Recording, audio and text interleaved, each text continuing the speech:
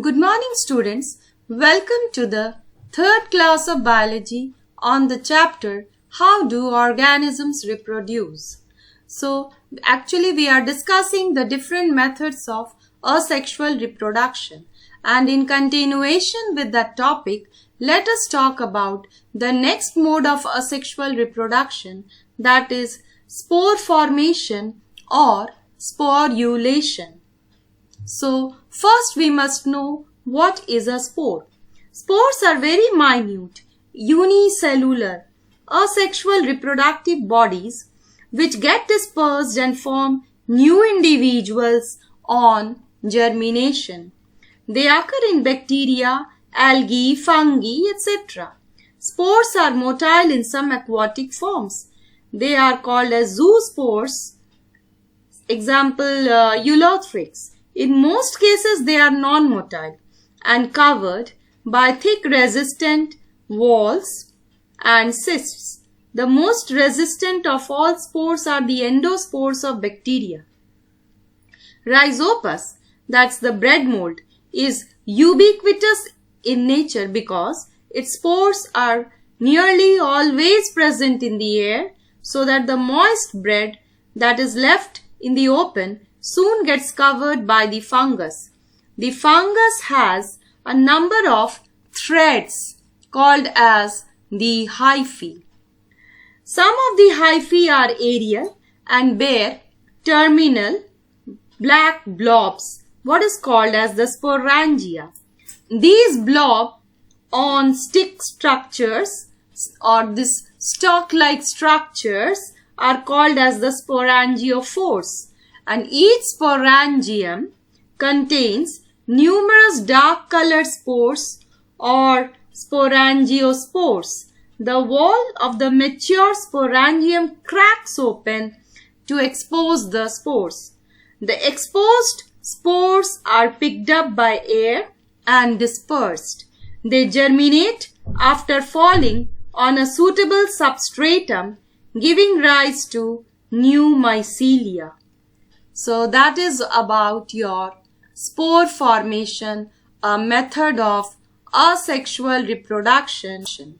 Now let us talk about the next method, that is your vegetative propagation. So vegetative propagation is actually the formation of new plants from the vegetative parts of the plants like your roots, leaves, stems, buds, etc. It is a type of asexual reproduction as there is no fusion of gametes involved, meiosis is absent, and it is a uniparental method. Vegetative reproduction can be of two types, It can be natural, it can be artificial. Both the techniques are used in propagation of ornamental, medicinal or agricultural and many other economically important plants.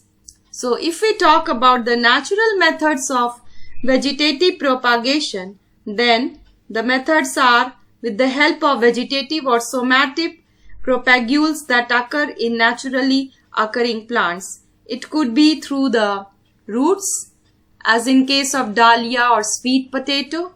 It could be from the stem, as in case of your potato or ginger. It could be from the leaf, as in case of bryophyllum, begonia, etc.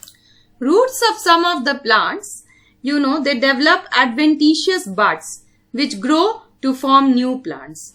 So, as I have said, that can happen in case of dahlia, sweet potato, etc. And then some of the aerial stems of cacti can take part in vegetative propagation. So, turmeric and potato are grown with the help of small pieces of underground stems bearing a few buds. And then in bryophyllum, the leaves bear buds in the marginal notches, and as the leaf comes in contact with the soil, the buds sprout to form new plants. So these are the different methods of your natural way of vegetative propagation.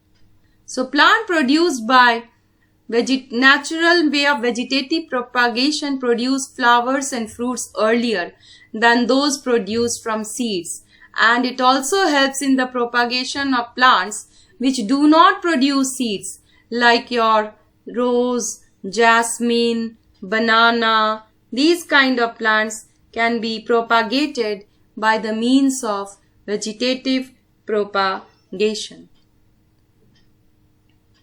So if we talk about the artificial method of vegetative propagation, then we can say that these kind of methods are actually developed by the horticulturalists who, for rapid multiplication of the plants with the help of specific vegetative parts, have developed this method. Periods suitable for artificial vegetative propagation are the spring and the rainy season. So we have several methods to be discussed under this heading. So let us first talk about the cutting method. These are the small pieces of stems, or it could be the roots or the leaves, which are cut off from the plants and are used as vegetative propagules.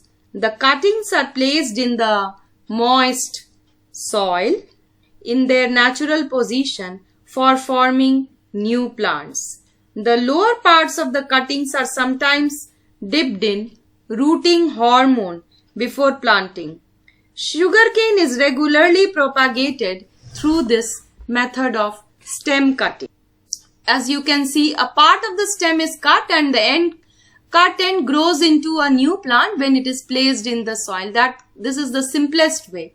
And plants like mango, guava, lychee, lemon, rose, all these things can be propagated through this method of cutting. The next method of discussion is your grafting. It is a technique of joining the shoot system of one plant over the stump of another related plant so that they form a composite plant that grows as a single plant. Grafting is possible only in those plants which have the vascular cambium. It cannot be performed in case of monocot plants. The plant which provides the shoot system is called as the scion, while the one which provides the root system is called as the stalk. The scion generally is about 20 to 30 centimeters in length. The grafting ends of both the stalk and the scion are given complementary cuts so that the two fit over each other. The union is covered by grafting clay and bandaged to prevent infection. Grafting is used in growing orange, lemon, grapes, then your apple, mango, peach, etc. Grafting is used in better growth of varieties with poor system, growing exotic varieties locally, obtaining quicker, better yield of desired flowers and fruits, preparing plants so that two or more varieties of flowers and fruits can get mixed. So that way grafting is done.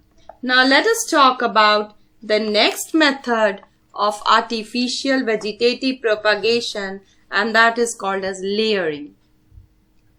A soft 1-year-old basal branch is defoliated for a few centimeters, roughly in the middle. Then the defoliated part is given a small cut.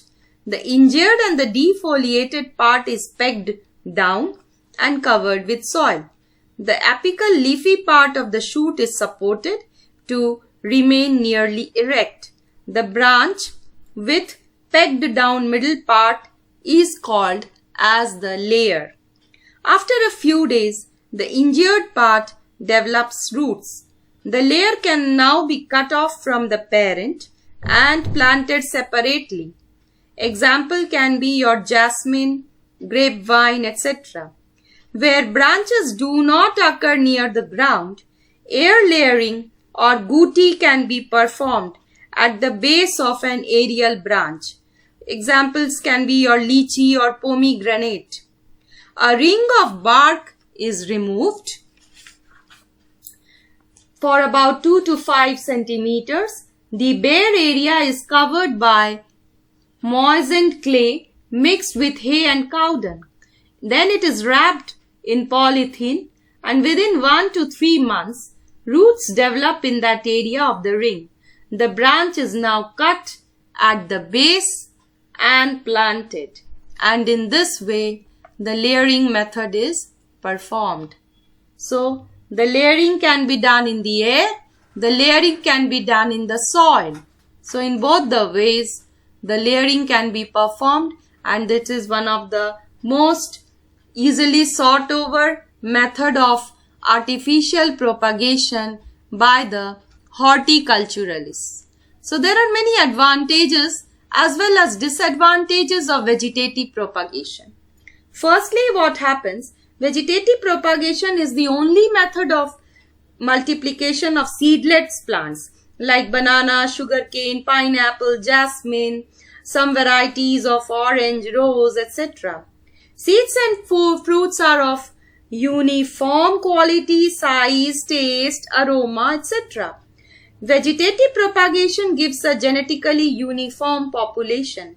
Good qualities of a variety can be maintained indefinitely, and the survival rate of the daughters is nearly 100%, while in case of seed-grown plants, it can be about 1 to 10%, and it is a very quick method. Vegetatively reproduced plants bear flowers and fruits earlier than the plants raised through seeds.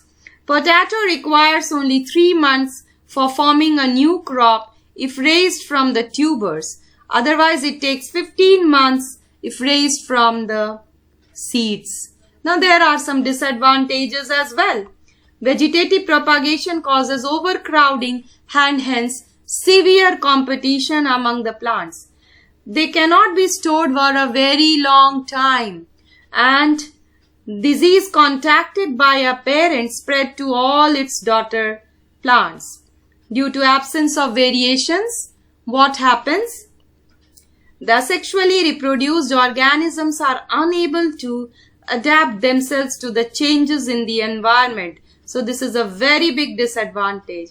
With timely and vegetatively propagated plants, with time, the vegetatively propagated plants, they lose their vigor, and undesirable characters cannot be eliminated.